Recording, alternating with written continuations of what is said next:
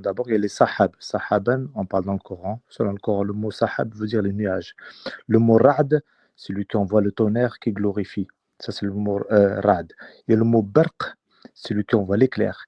Il y a le mot riyaha, c'est lui qui envoie les vents fécondants et comme miséricorde ou châtiment sur terre. C'est ces deux voies qu'il aura en fait. Il aura le Masha'Allah. fait d'envoyer le vent pour, par exemple, purifier les arbres.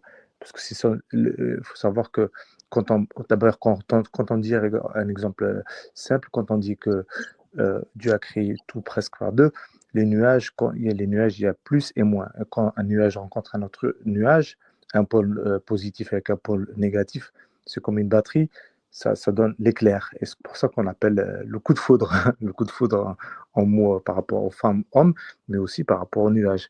Donc ce côté-là, en fait, il va se servir des nuages comme châtiment aussi. Par exemple, pour voir comme un exemple, quand je pense à ça, je pense plutôt à ça, Sa'iqatu. Sa'iqu, c'est celui qui envoie les foudres. Mais il y a pire que ça. Sur le peuple des Had, par exemple, qui bâtissait haut des tours gigantesques, on en a encore quelques-uns qui bâtissent comme ça des tours, de grandes tours, quoi, hein, des Burj Khalifa. Ça, il a envoyé un vent glacial et ça qui a détruit, qui a arraché toutes les peaux, tu vois, même les palmiers et tout. Ça aussi, donc ça peut être en fait une miséricorde ou comme un châtiment. C'est juste pour tester le serviteur.